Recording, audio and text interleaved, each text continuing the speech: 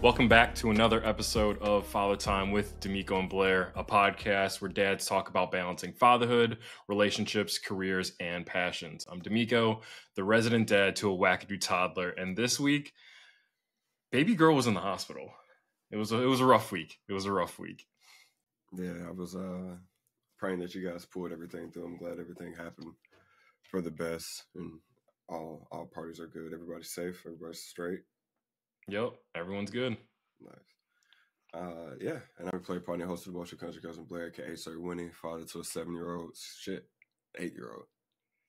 Yeah, 8-year-old. I'm starting third grade here soon, so yeah, third grade starts in the next week or so. Back to the school thing should be fun. Yeah, that's awesome. Yeah, Penelope's gonna let you have it for messing that one up. Yeah, I don't really give a shit. I don't know what it is at this point. I don't know. It is whatever. Yeah, it's all a blur. It's all a blur. Well, I mean, I'm happy to finally be in, as you can tell, for our viewers out there. I am in an actual studio, not a cabin with dead animals around, you know. Back so in it's the nice. city. Yeah, I'm back in the city. My boy Blair heard the sirens just a little bit ago. Yeah, back in the city, back in Chicago, and man, it feels so good to be back home. It really does. It's, again, nothing against the great state of Wisconsin, but it ain't no Chicago. It ain't no Chicago. And I'm just, it's definitely not. And it's just, it is what it is, bro. The city people have to be around that type of shit. So, yeah, I think it's good for, I would say for like recording possibilities and stuff. Like it's not, we don't have to wait too long for, edits, uploads, and exports. So I think that's that right there is probably the best part for the back half of the podcast. Mm-hmm. Super excited about that. That's awesome. I had to match your vibe with the studio setup because before I couldn't really show off the Funko Pop collection, so I had to add my flavor to it. Yeah, I definitely. So this is just set up here for now. I would say I have I got some other plans for as the seasons change. But yeah, shout out to my dog Benny for the 101 from his collection when he went out to Ethiopia. Penelope 101s over here in the corner. This stuff you guys can get from Trap Golf, stuff you can get from Chris. And then this you had to be there to get. This is the original from a pair of sneakers in the 90s. So yeah, and I got some more shit over here. Like I got the Tiger Woods and Jordan picture you guys are used to seeing. That's over here. Oh yeah. We got space, man. We're gonna do some more things. That's what's up. Yeah, I love it. Yeah, I love it. Yeah, I mean, I got obviously. I mean, this is the only one of one that I got. This is a painting by my wife. She did a little sipping, like an art and paint type, or wine and painting thing. She hates this picture. Okay, I love it because it's something that she created. She hates it.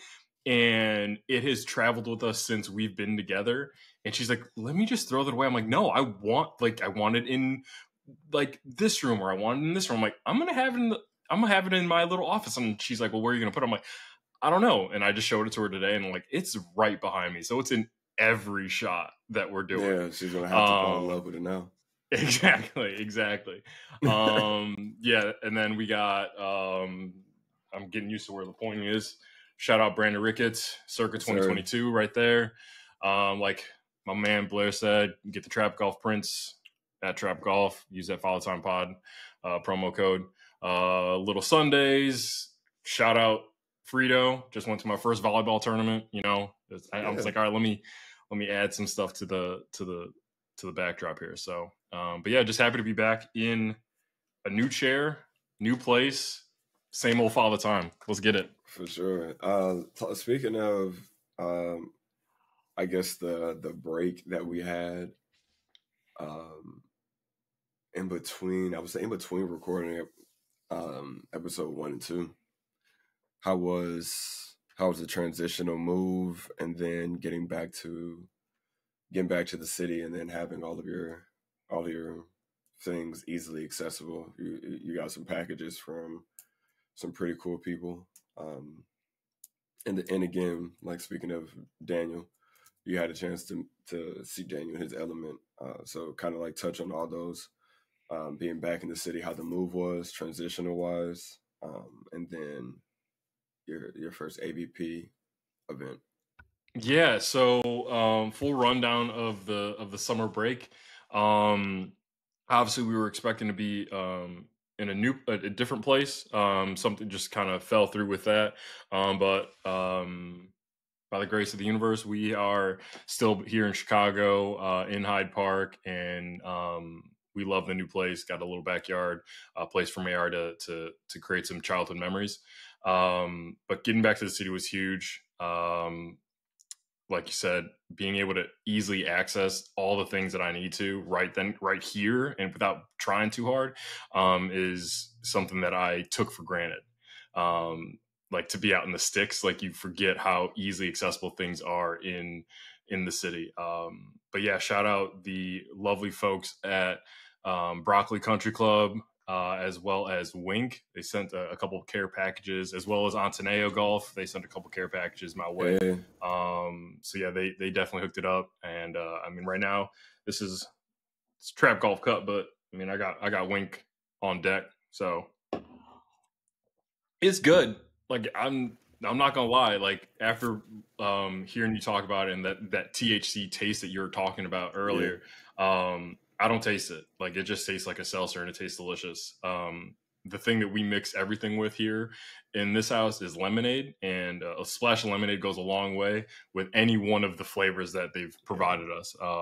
But I don't have a favorite. They're all good. They're all good. Yeah, it's really not. It's really hard to not going pick too crazy. Yeah, it's hard to pick a favorite, but they all get the job done. But yeah, getting back into the city of Chicago, having those types of events available to me and my family to go to, like the AVP tournament here in the Oak Street Beach here in Chicago. I mean, I talked about it with Kate. I'm like, Chicago feels like California right now. Also, it's very rare that I'm in circles where I am out. Like, I'm not the tallest person by any stretch of the imagination, but to be consistently surrounded by people that are plus 6'3" is crazy. Yeah, Crazy. I asked Kate, I'm like, Kate, have you ever been like this consistently short? And she's like, yeah, at school. And I was like, oh, yeah, that's right. You're consistently around future D1 athletes. My bad. That's my bad. Southside Chicago, like, my bad. I was gonna say, like, shout out to some of the homies here. Like, for a while, I was like, I wouldn't, again, not consider myself the tallest person. With 6'1", like, pretty decently tall to be a human being that's not an athlete. Yeah, above average. Yeah. But then you start to change your circle of people that you hang around. Man, the humbleness that comes in when you start seeing, like, athletes that you're kind of cool with. And you're like, oh, bro, I couldn't have made it to the league. Like, that was a dream, nigga. That was a big ass dream. Yeah. Ain't no way my ass is making it to the league. I'm skinny as shit. These niggas' legs is bigger than my chest. Good, dog. I'm good.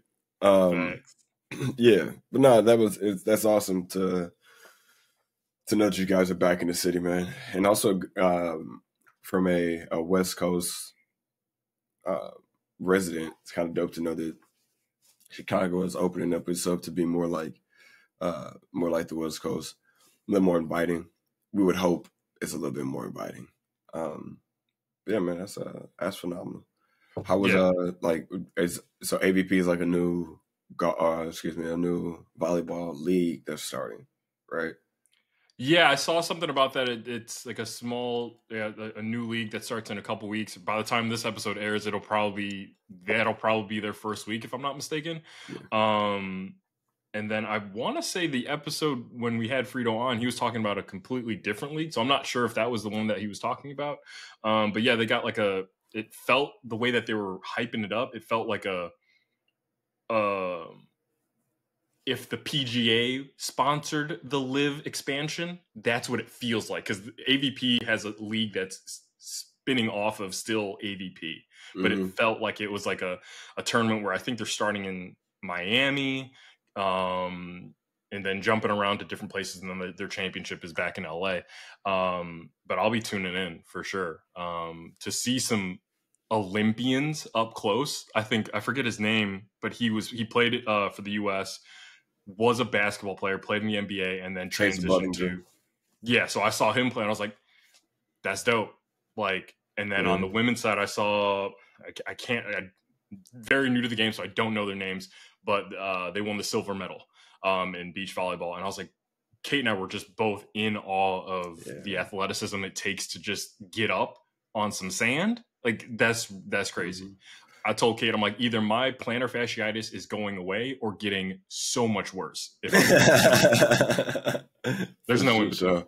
Yeah, baby girl Alma, my wife, she was a volleyball player. So that's what's up.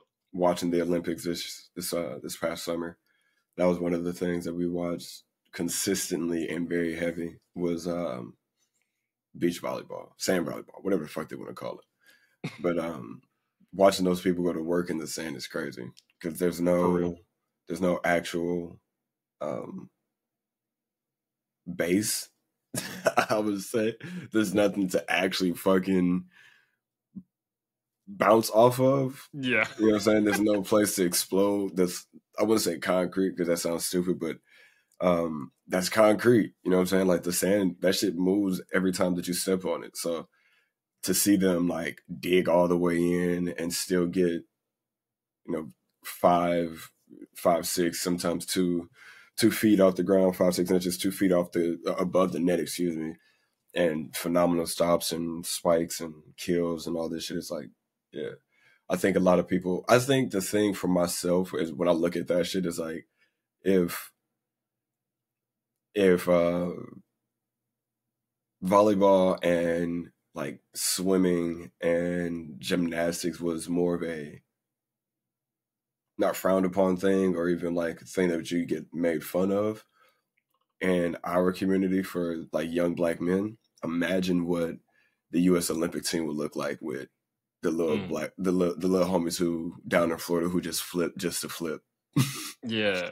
Shout out to Jesse White tumblers. Yeah, bro. Like motherfuckers got like 30 pounds of football pads on and shit, and just ran 45 yards in a full sprint and still got enough speed to do like 2 full hand back springs. It's like, y'all niggas is wild, bro. Take those pads off and see how great y'all could be. For real. But no, man, it was dope. All right. You want to get back into Father Time, or you want to talk about some more shit? Let's get into Father Time. Let me crack open another can of Wink.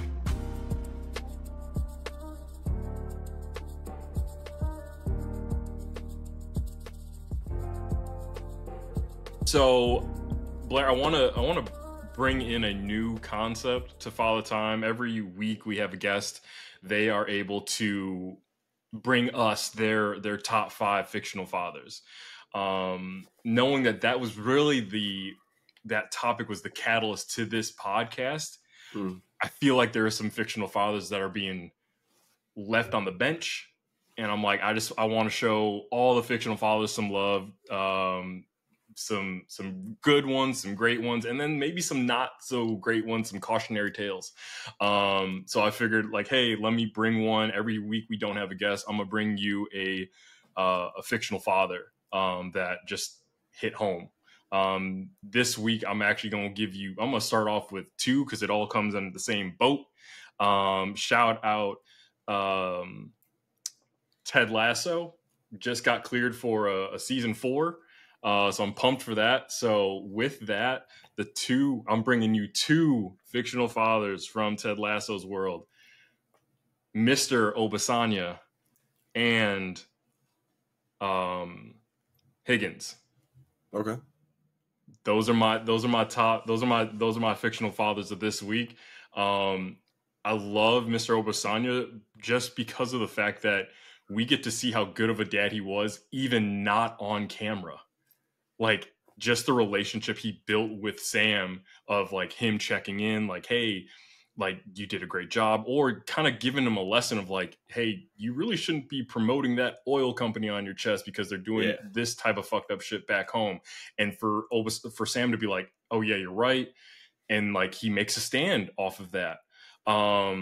And then we get to meet him in person. He's just larger than life and just so seemingly full of joy. You can see where Sam gets it from. So that was just like a huge, it really like hit home for me. And I was like, man, that's just like really impactful. And then shout out Higgins, father of 5 boys. Like, that's some Patrick Hardy shit. Like, that's crazy. 5 boys. And just so present with his kids as well as his partner, his wife. And then to host like a team holiday party, like, Higgins was really kind of the catalyst for the Diamond Dogs. Like, he was always handing out those little gems. So yeah, those are my that's my fictional father of the week for me this week. Dope. I like that, man. Can't really knock those. Those are really good choices, bro. I like it. I like the segment too. I think the segment would be pretty dope. Hopefully, our guests, excuse me, our listeners, hopefully the listeners and the viewers are prepared and ready for this segment. This is something that D'Amico's been talking about for a while, and something that we've been asking you guys about for a while in the comment section. So, yeah, man, this is the comment section being brought to life. I love it. Pretty cool. Awesome. So we kind of haven't talked about it, but we can talk about it a little bit now. We are, at the time of recording, we're able to bring Mayari home from the hospital. I don't know if you have had any experience with that with Penelope, but those hospital stays, when your baby got to go under the knife, that is scary. I've only felt that type of stress one other time in my life, and that was when Kate had to have the emergency C-section. And yeah, that was unreal. Luckily, the doctor said that it was a very normal thing for it to happen. And what was it called? A bacterial infection in like the lymph node, but like it can happen. It's very typical for toddlers, just because they're always picking up and putting stuff in their mouth and eating dirt, shit like that. Drinking Wisconsin lake water, not the best. Probably not the best. Yeah. So yeah, they said it was really common, but luckily, yeah, Mayara was okay. But yeah, that stress of having your child in the hospital, especially at that age where they can't communicate what's wrong or how they're feeling, and all you want to do is make them feel better. Like, when I have a cold or Kate has a cold, I can express, hey, I know these symptoms. She can't express what those symptoms are, nor was she feeling any. You just saw that there was just a lump on her neck. Yeah, like, she was still goofy as hell, running around and harassing my dog. But like, yeah, it was just so crazy to just see it swell up like that. But yeah, she took it like a champ. As soon as the surgery was over, she was just back to dancing, watching Bluey in the hospital room, where we were. I was super excited to see those pictures and the videos you sent me. We were in Mexico when we got the call about it. Right around our last few days being there. But yeah, man, we definitely were. Excuse me. My wife and I were like every 30 minutes, every hour, like looking at each other like, yo, is everything all right? Or I would let her know, like, hey, he just sent me a text, told me this is happening. That's happening. So definitely had us in your corner. You were always in our thoughts, you Kate and Mary. So but to answer your question, nah, never. Thank God, knock on wood. Never anything too serious when it's come to Penelope. I know how I would handle it just because of being in situations where I've been to the hospital too many times, and we went as like 4 and came back as 3. So like I know how. Unfortunately, I do know how to handle those situations because I can't do anything. So it's just being as big of a support system for the people around you as possible, and if and when it calls for it, making light of the situation, because at some point, if all signs are green and everything's looking good, this is just gonna be something we joke about anyway. Let's get those jokes out the way now. So that's kind of like the role that I've thrusted myself in whenever situations like that come up, but they haven't had to come up. I think the last big serious thing that I had happen in our house, was my wife's dad during the pandemic. Her father had to be hospitalized because of the I think it was pneumonia, and yeah, so it was just a bad. That was a tough time because my wife has never had to deal with going to the hospital as 4, coming back as 3. So, and we're in a different city, so that also played like a pretty decent part. But no, dude is good now. We when we were in Mexico, we had the greatest time. It was just me and him, legit, just drunk as shit, being 2 dads in Mexico. It was dope as hell. Bro, that's awesome. Yeah, I got a chance to get a lot of like gems and wisdom from him and my mother-in-law. I wanted to record it, but most of the time when we were talking, it was like for like tequila and cokes, or rum and cokes in tequila, like margaritas. You know what I'm saying? A few too many of those, and we were in the water, so I wasn't about to take my phone in the water to record a moment. But the wisdom from him, and honestly, a lot of the fathers in passing was super cool. I think we might have, hopefully, if y'all listen, shout out to y'all. We might have a few listeners from across the globe now, different parts of the world. I was like, my personality was so like high energy, like super hype out there. A few people was like coming up to me, was like, "Hey, so last night you were like, everybody was talking to you last night. Like, what do you do?"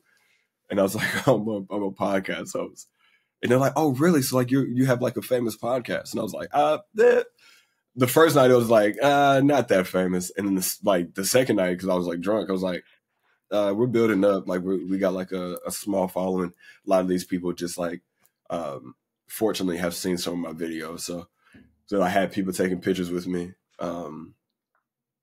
asking me to sign shit. No bullshit. Look at us. Look at us. So I was like, look, dad, like if we end up blowing up after this trip south to Mexico, of the border, yo, bro, then that's where the first meetup happened. It's negative. there. I'm not doing that shit again, because going through TSA is not the move. Okay, that makes sense. Houston Airport. Hey, Houston Airport, y'all motherfuckers is trash. The 2 old motherfuckers who couldn't see and literally had us going through TSA searches because in their eyes, oh, we can't see through here. Just because your old ass can't see through it don't mean that it's blurry. This just means that you need, cataract surgery. And then the 2 overly aggressive, we'll pass on that.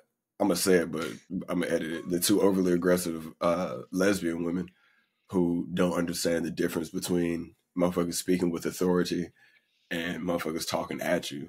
I'm not about to talk with y'all with kid hands, because you ain't no fucking kid. You're a grown-ass motherfucker who's wasting our time. We got a flight to get to in 30 minutes. If you're not going to actually give us our liquor, fucking take it. Just, I want to see y'all dump it out. Like I told you, which one of y'all are going to drink our shit? Like, this is the second time y'all tried to play this game. Which one of y'all going to drink it? Just tell me so I know who to look for on Instagram. And then I can... Dumbass. Ain't nobody gonna drink y'all stuff. Well, I don't know that. Dump it out in front of me. Yeah. I almost got kicked out of the airport. I was almost on a no-fly zone. Like, this nigga can't fly ever again. That's crazy. They had your boy hot in the airport. I mean, and rightly so though. Like, if you're gonna confiscate my stuff, either let me ship it back to myself, Yeah, or pour it out in front of me. yeah. And I was like, yeah, like, and I know you guys can have people ship it back. It's not like I'm in Mexico having it shipped to America. I'm in America having it shipped to America. Yeah. Let me just ship it back home. Like, yeah, and y'all have an airport in here. The common sense, but yeah, whatever. TSA Deputy Robinson, piece of shit.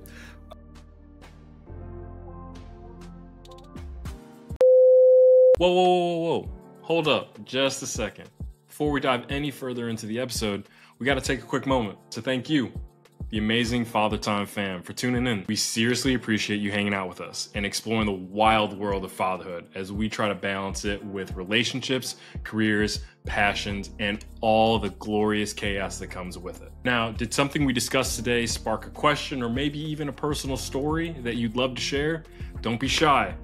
Drop some knowledge in the comments or slide in the DMs. We'd love to hear from you. Oh, and be sure to follow us at Father Time Pod on all social media platforms for exclusive content, behind the scenes, and much, much more. You won't want to miss it. Last but not least, be sure to hit that subscribe button if you haven't already. We wouldn't want you to miss out on a single dose of Father Time wisdom or laughs. We do our best. All right, that's enough from us. Let's get back to the episode. Peace. All right, so transitioning over to something that we've sent to each other like a while back as a topic that we wanted to touch on. And I'm not 1,000% down with the verbiage she uses, but I am down with the context of this. And this is something that we'll touch more on after we finish the video. But this is I guess like a look into the modern lazy parent. And I kind of already know where you're at with this, D'Amico, but this is a place where I'm actually going to be at here in the future. So we'll play the video and then we'll touch on the video afterwards. What do you consider trashy parenting? One lady was like, her daughter asked if her friend could come over, like her girlfriend or whatever. Mhm. She's like, probably might be our daughter age, 10, 11, 12 or something like that. Okay. And she was like, yeah, sure, she could come over and spend the night, like whatever. And she was like, I expected when they pulled up, it's like, I'm gonna go outside and talk to the parent, like, oh, hi, I'm so-and-so, Right. whatever. And she was like, so when I see her pulling up, like, oh, so-and-so is here. She said, I go outside and I go to, I'm going up to the thing. The girl get out the car and then the car just start backing up. Like, instantly, it's like, yo, I was about to come talk to you. And it was like, that's your dad? I was about to talk to him. And oh, that's not my dad or whatever. I took an Uber here. Damn. And it was like, I said, a Uber? You sent your kid to at this point, it's a stranger's house. You never met the parents before. Yeah, it's like, I'm coming out here to talk to you.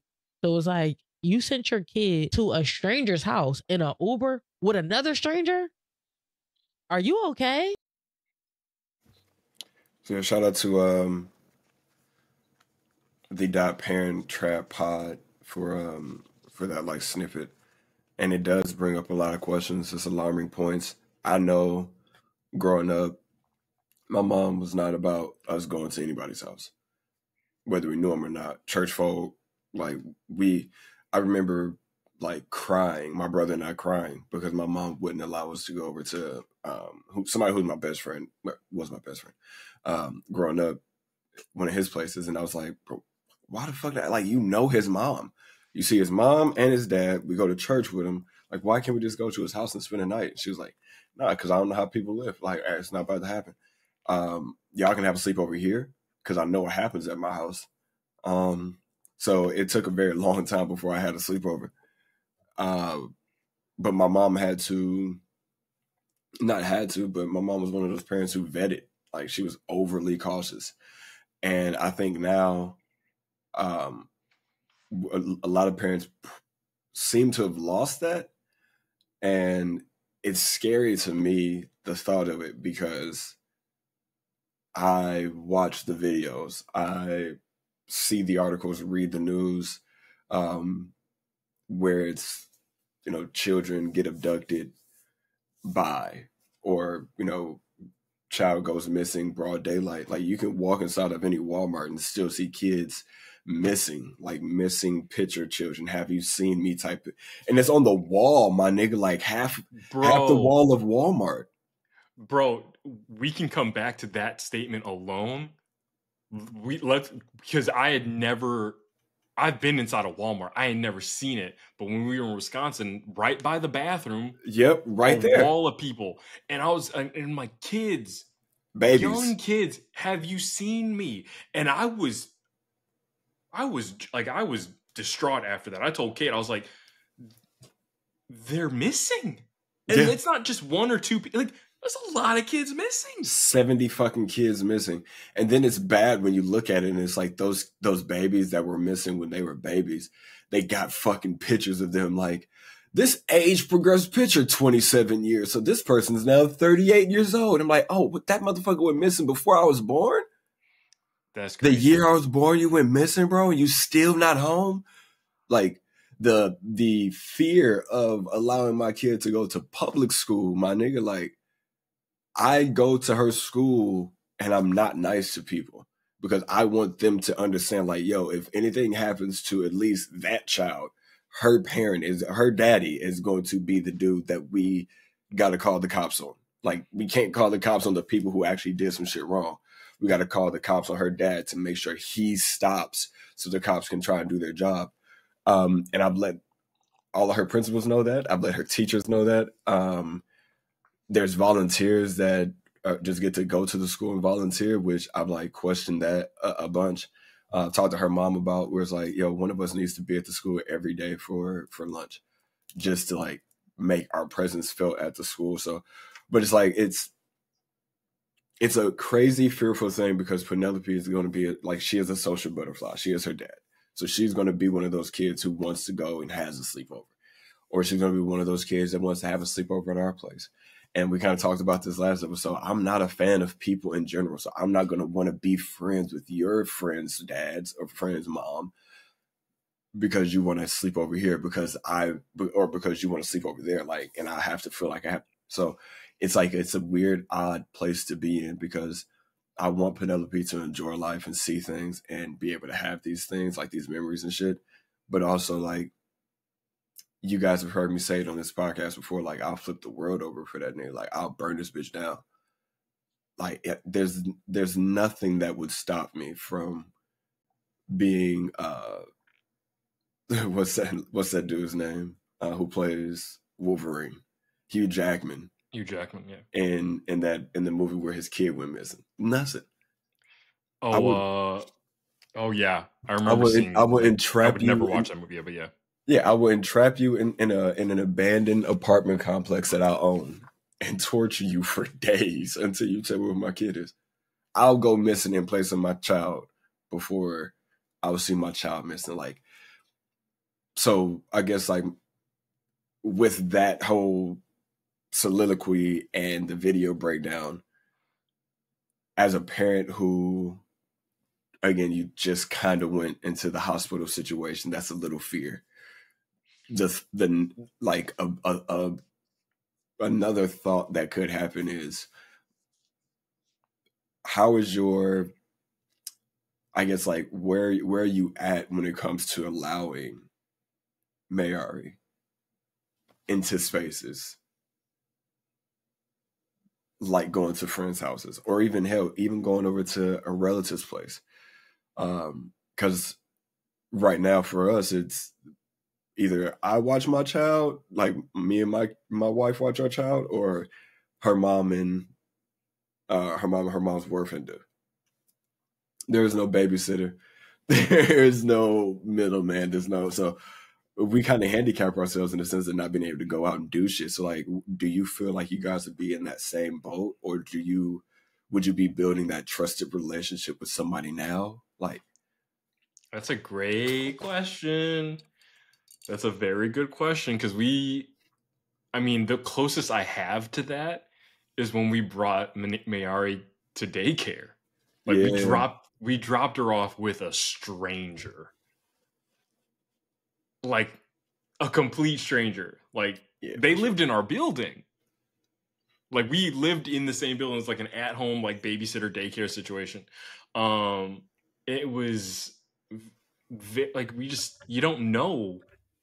Like, oh, they have a website. They got all right. That's great, but everyone can have a website. That don't make you official. Like, Yeah. what are your credentials to watch my Mhm. child? And even then, we talk about it.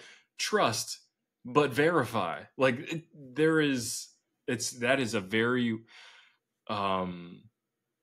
very like thin line to just like, are you friendly or can I trust you? Like what My question is like, how did you pick that person to then have the trust to drop off Mayari? I think that would be mine, because for me, that's the closest thing that I have, is asking you that, because like I've not, besides letting her go to school, my nigga, and even myself, I'm against that 1,000%. I want her to be homeschooled. Yeah. So we've always seen, because the daycare was in our building, we saw parents and kids coming and going, and we saw them frequent. So that means she had a dependable like relationship with these parents and kids. And then one person that we met, she actually used to be babysat by this person, and now she has a kid. So she's been doing it for like 30 years. And for there to be a legacy of, hey, this was who babysat me, now this is where we're going. Like she'd been in Hyde Park for 35 years or so. Like she's a staple. So I'm like, all right, say less. And the added convenience, and I mean, her prices are just better. If we gonna keep it a buck, like times is tough. All right, we got to stretch $1. Okay, we got an added mouth to feed. It was a financial decision over here. Oh shit! I think said, I ain't gonna lie to you, brother. That price was good, but it was good. She said, "Too just pull good up." to turn away. Too good to turn away. I mean, you ain't a real murderer. I mean, you just kind of kill people. Offline, like if unrecorded. If you kill people by soup, it ain't really murder, is it? They just cannibalism. You didn't kill somebody. No, the soup did it. Hungry. The soup killed him. You ain't kill him. Yeah, you turned on the stove. But yeah, no, that's the bad can of Campbell's. Huh?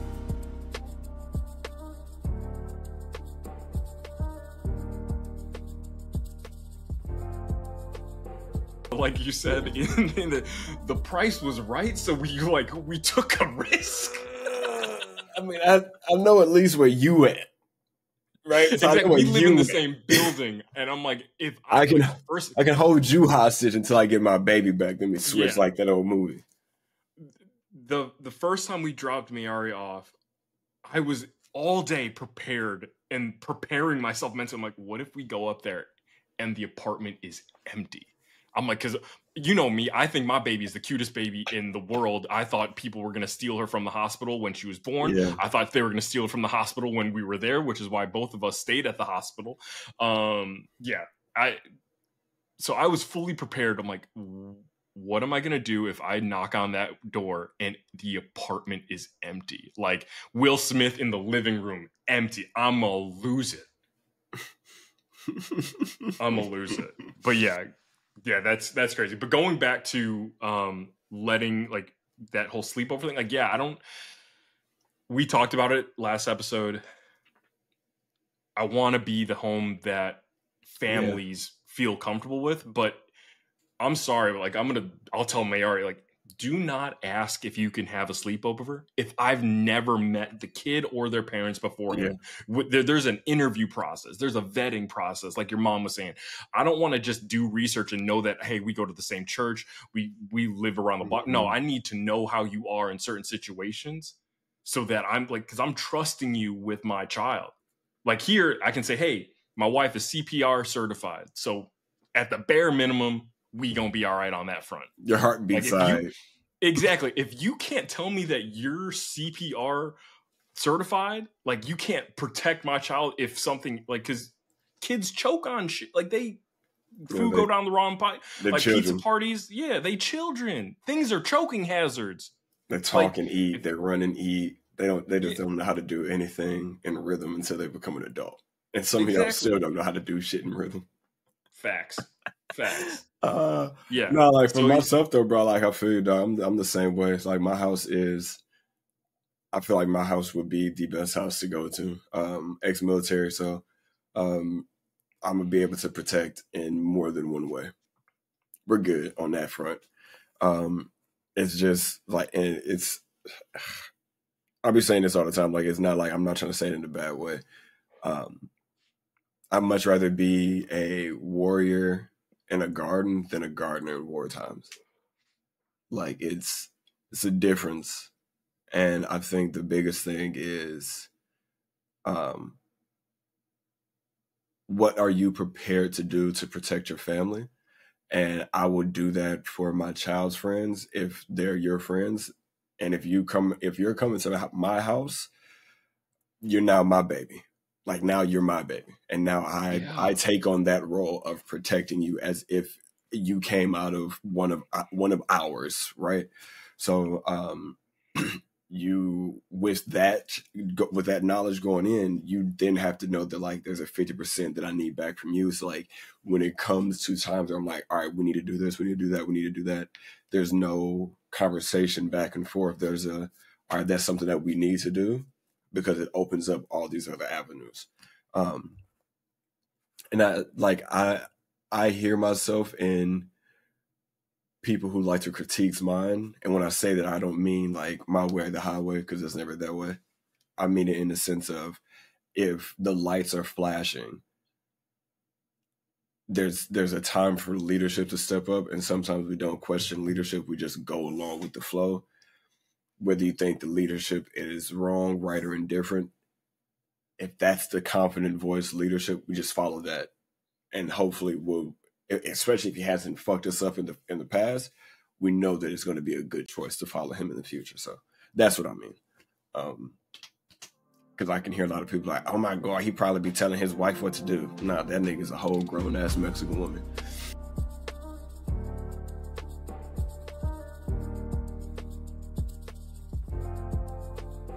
To dibble and dabble back into our social media conversations back and forth with each other.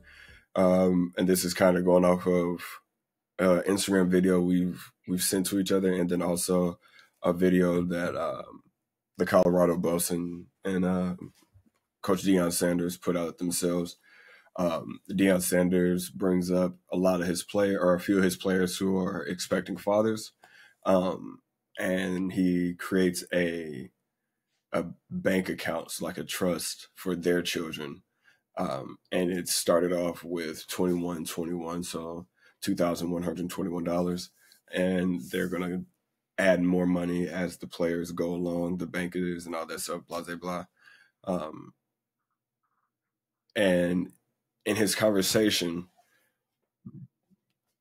conversation and introduction to his players about that bank account before he announced it to him, he was talking about how he doesn't employ coaches who aren't active fathers, or he doesn't like deadbeat dads around or stuff like that. And in my mind, I was like, all right, this is a man who has been divorced a few times, multiple children, right? 2 wives, multiple children. Like, what is that? What does that look like? Is he being a hypocrite, right? Then you look at it, Deion Sanders has been, his second wife, they've been together for a decent amount of time. His children have been with him since they've been young bucks. So since they've been puppies, like babies. He's brought it up. All my moves I've made, I've done for my children. I can say that he kind of has. So Deion Sanders being a real life father that is someone that, and I think that's why we kind of leaned into fictional fathers, because it's kind of hard to put a real man on a pinnacle of saying like, this is a top 5 dad. When real fathers have their flaws, just as the fictional fathers do. What is your, like, when you hear about Deion Sanders doing that for his team, how do you feel about, like, how does that make you feel? And also, how does that kind of motivate you to, I guess, do something in the sense the same for Mayari? So I don't think I've seen the whole video. So based on your recap, he's opening up these bank accounts for his players who are fathers or expecting fathers, correct? Yes. Okay. Yes. Got it. Okay. So I just wanted to make sure I was it's understanding the dynamics. It's for the correctly. child. It's for the It's child. not for the player. It's for the No, child. Yeah, it's for the child. Yeah. I just wanted to make sure I was understanding the whole concept. Gotcha. I'm cool with that. Not only, but because one thing that I think that you and I can both kind of relate to is, as we were younger, the kids in high school, like, they didn't teach financial literacy and what that means. So there are downstream effects to that. Because if I don't know about financial literacy, that means I'm going to be financially irresponsible, which means I'm not going to set up my child, which means it's a trickle down effect to that. I'm just not getting literacy, I'm just not getting to a point where like I'm decent with my money. Shout out to my wife again. Same. Shout out to Kate. When I make money, I give it to my wife. People are like, that's a bitch move. I'm like, I would spend that shit on video games and weed. So it's a responsible move. Somebody's got to pay the bills here. Yeah. So I think from that standpoint, instilling that in his players and then setting up their children, I think is huge. Because he's looking at life after football for his players and what that means for their families. I would imagine there is an opt out if you want, like, hey, no, I'm good. I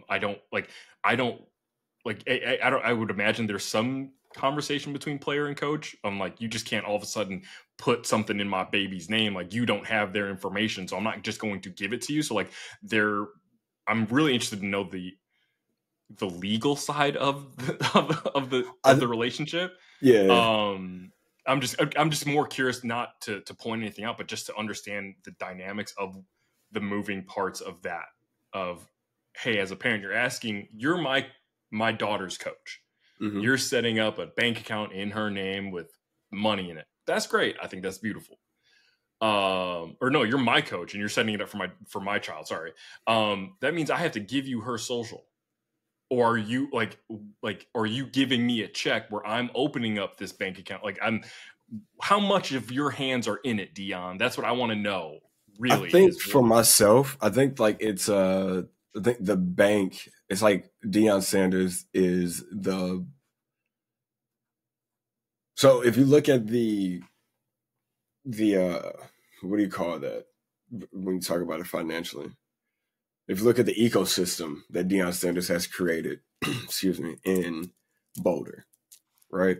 He's brought in, I think they said like 505% like increase financially in the area.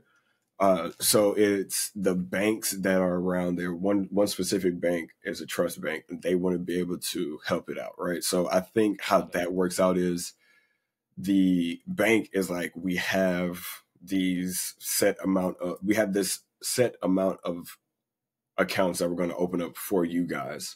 You guys come in, and then it's so I don't even know how bank like accounts work, but I think like if you have, so I can open up an account for Penelope. So it's like, I think they're giving it to the player, and the player then puts their children on it. So I don't think Deion has much of a hand in it where like he gets to see he's things. he's I the think face of it. he's just the He's the face. face of it. Yeah, And I think it's not that's kind of money like transferring from his. Yeah, and nor did I think it was that way. yeah. I was more just intrigued by the setup No, of it all. I think he's just the face of it, and because it is Deion, so that's why you get the 21-21. It's it's running reference. Yeah, I think it's a great idea. I don't think I would look at his past as far as like the whole deadbeat dad to like what like life happens. It is what it is. He seems like he's being active in his kids' life, obviously, as players, but then I think the social media is handled by his eldest son, Bucky. Yeah, exactly. Bucky. So I'm like, exactly. I'm like, so like, okay, like he's doing what he's supposed to do. I think Deion's story, and I follow Deion Sanders heavy, like the reason Bishop is as hard of a person as he is because I created Bishop to protect Blair the same way he created Primetime to protect Deion. So, but like the story of him trying to kill himself and the cop coming up to the window being like this wasn't no accident.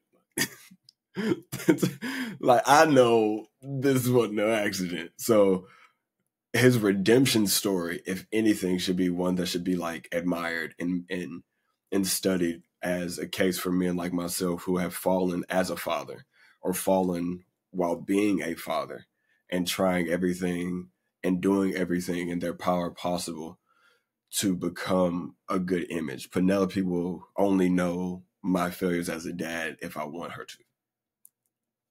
Because her mom, like, I'm pretty sure her mom's not going to tell her. Her mom barely likes to talk about it when me and her talk about it. So my failures as a father or as a man are only going to be shown when I tell Penelope.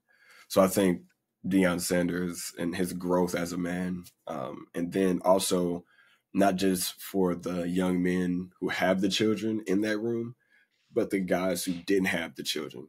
Like, they get to see, oh shit, this is what you're supposed to do. If we all got a little bit of NIL money, I can put $2,500 aside for my kid, and then that money makes money on itself. Mm-hmm. Cool. All right, check mark. That's one thing. It's kind of like, it goes back to Jacques when he was breaking down how he analyzes social media content from the backside when he's watching other people do it. Those guys in the back were like sitting there writing their checklist of like, all right, this is what you do. This is what you do. This is what you do. All right, this is next. This is next. Okay, make sure that we have money set aside in something that's going to grow money. Try everything I can to make sure if I know realistically I'm not making it to the league, let's try and get 4 years out of college. Let's see if we can get that extra year. Let's get a 5th year. Hell, Cam McCormick. I remember when Cam McCormick was a recruit here at Oregon in like 2017, 18. That man just scored his 3rd touchdown in college football. He's a 9th-year senior. What good guy, like, that man's a super senior. He's 28 years old. Like, you're grooming people at this point. My bad, I'm not saying that. That's a joke. Allegedly. But it's like if you know that you don't have life after football, do everything you can in your power while you're at this university to put in, and I say it all the time, put in that let me get a beer or I can get a beer anywhere time. Like, all you need is one good play.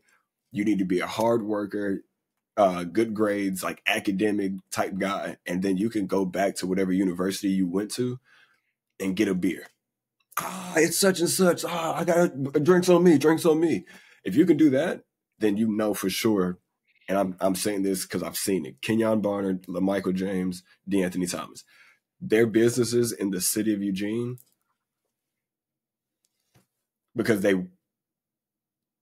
so many good memories are tied to those people from people who grew up in Eugene. It's like, oh my God, I remember when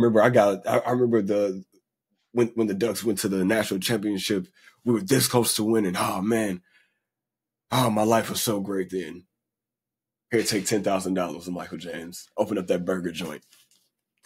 We got 95 burger joints here, but I'm gonna go to Michael James's burger spot because it's Michael James. But yeah, that's it. That's life. I love it. Anything else? You got it? I mean, all that made me think of was a topic that I knew you wouldn't want to talk about, so I ain't gonna bring it up. Bring it up. I was gonna say that thought of buy me beer money, buy me a drink type money or memories. Mhm. It only reminded me. Kate and I talk about it all the time. The 2016 Chicago Cubs. Oh Like- yeah, they would never They not can't- be able to walk in Chicago and not get a drink for free. Not a hero. Like, you all are heroes. Mm-hmm. Like, no, I like, and we live on the South Side, but like we Chicago fans, but like they got the Cubs season tickets, so like we Cubs fans. Yeah, I know. Yeah. Anytime we see players from that 2016 team and they're on another team, shout out like Javi Baez on Detroit or Chris Bryant, Rizzo, like, Mhm. yeah, we see you wearing the other jersey. We see Rizzo wearing a Yankees jersey. I'm like, that don't That's a look Cub. right. That's a Cub. Like, I see Michael Jordan wearing a Wizards jersey, but that don't look right. Like that. Oh, that's man. not right. Yeah. Facts. I think about that, like the Chicago Cubs coming home. Any one of them walk into a bar. All right, yeah, like everyone bringing up that good memory of when life was good. So I can only imagine from that college level. It's even worse.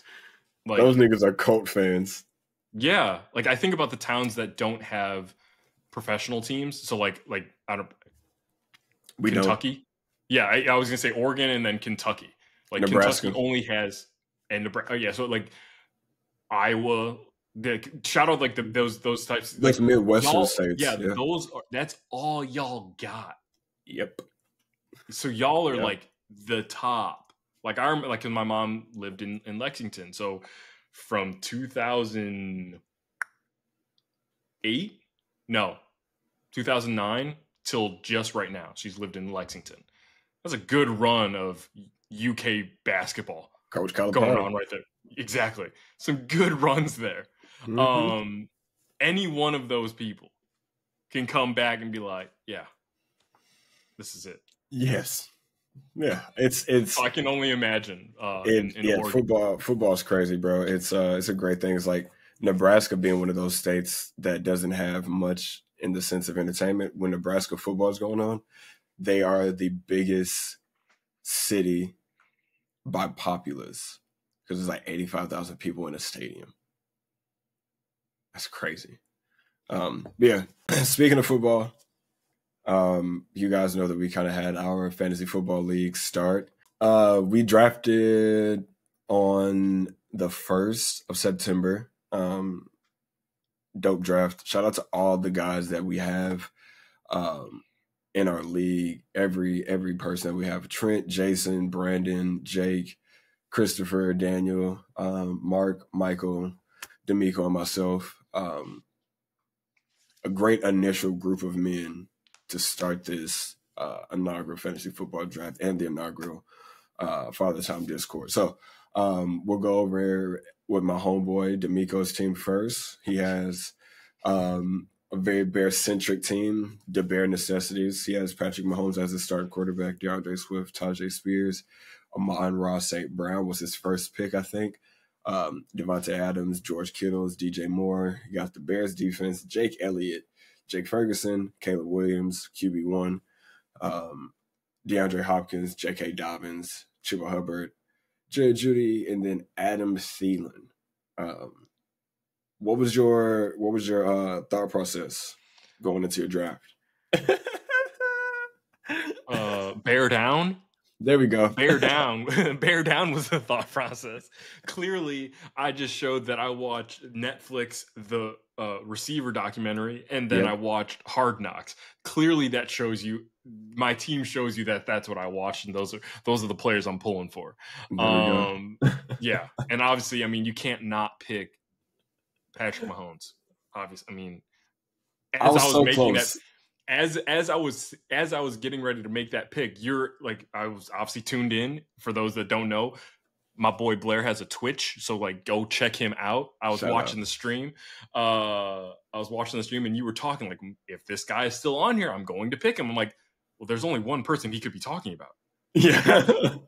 I don't know what round it was, but I like third, maybe.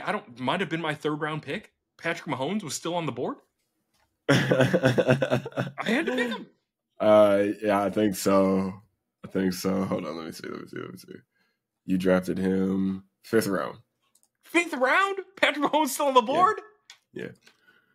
I mean, it's because in the fantasy world, you don't want to draft a quarterback too early. You want to get receivers and running backs, and then get a quarterback. So you got Patrick Mahomes in a very great spot, to be perfectly honest. So, I mean, I as he was drafting his team, I was like, oh, this nigga legit is just getting the Bears. It'll make watching my players that much easier, though. Oh my gosh! Your boy don't have the red zone ticket, so I gotta. Stick you got on it with me. channel. Don't worry about it. I got you. And then so with myself, I have the Monstars of the crib. We got Josh Allen, Isaiah Pacheco, Brian Robinson Jr., Jamar Chase, Cooper Kupp, Travis Kelce, Amari Cooper, the Steelers defense, Cameron Dicker the kicker, Xavier Worthy, Christian Watkins, Keon Coleman, 49ers defense, Brock Bowers, Matthew Stafford, and then shout out to the dog from Oregon, Bucky Irvin. I legit got, so the guys that I picked for my team, like Isaiah Pacheco, hard runner, he's running back 1. Josh Allen, it was either Josh Allen or Lamar Jackson were going to be one of my quarterbacks, just because they both run the ball a lot. They're going to get me running touchdowns and running yards, as well as those throwing touchdowns. And Josh Allen throws the ball a lot. We'll see how good he is this year throwing the ball, because he doesn't have Stephon Diggs, but Josh Allen's going to throw the rock a lot. Brian Robinson, his carries might drop. I don't know how much they're going to be using Austin Eckler, but we'll see. Cooper Kupp is going to be coming off of a good year. That's why I got him and Matthew Stafford. We'll be able to run that up with them. Amari Cooper, my dog, he's reliable as shit. And then it's guys like Xavier Worthy, Christian Watkins, who are hands. Like, I think those guys are going to be really good hands guys. So that's it. You guys pay attention. Every week we are going to talk about our matchups. Like this week, my matchup is my homeboy Trent.